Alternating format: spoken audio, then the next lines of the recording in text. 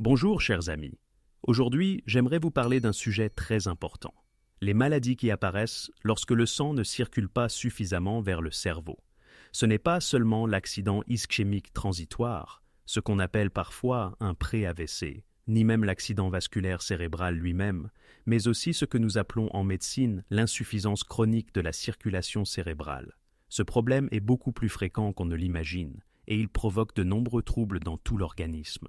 Lorsque la circulation vers le cerveau diminue, le fonctionnement même du cerveau se dérègle. Le sommeil devient instable, la mémoire immédiate s'affaiblit, l'audition baisse.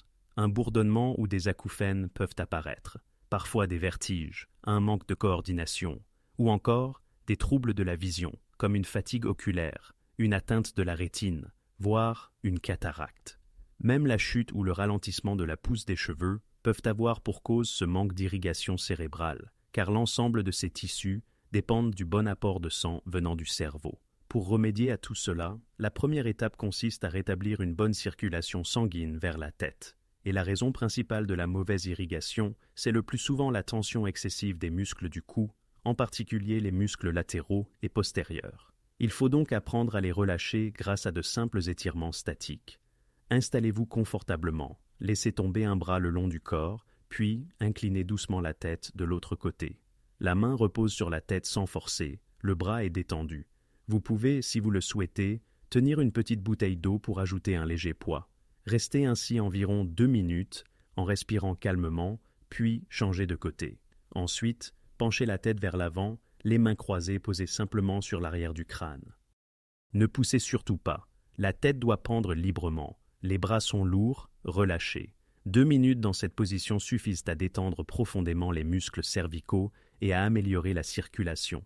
Si vous répétez ces exercices plusieurs fois par jour, vous rétablirez peu à peu un flux sanguin normal vers le cerveau et vous sentirez une nette amélioration de votre vitalité. Il existe aussi quelques techniques complémentaires très simples. Pour stimuler la circulation au niveau du cuir chevelu, vous pouvez masser doucement la peau de la tête ou utiliser une lotion naturelle comme une teinture de piment rouge. Cela provoque une légère chaleur et favorise l'afflux de sang. Mais attention, il ne faut pas réchauffer le visage. Lorsque le visage se réchauffe, le sang est détourné du cerveau. Au contraire, se rincer le visage à l'eau fraîche déclenche un réflexe qui attire le sang vers la tête, ce qui est très bénéfique pour l'activité cérébrale.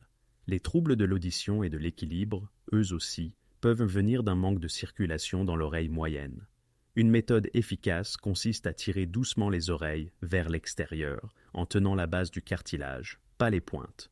Maintenez la position une trentaine de secondes, puis relâchez. Très souvent, l'audition devient plus claire et les bourdonnements diminuent, signe que le sang circule mieux. Pour les yeux, la démarche est semblable. L'œil est logé dans une cavité osseuse, entourée de tissus et de vaisseaux. Quand ces tissus gonflent, la circulation se réduit.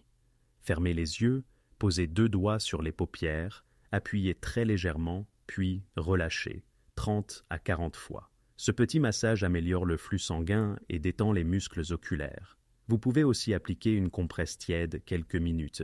La chaleur dilate les vaisseaux et favorise l'irrigation du cristallin et de la rétine. Mais rappelez-vous, tant que les muscles du cou restent tendus, aucune méthode locale ne pourra être pleinement efficace.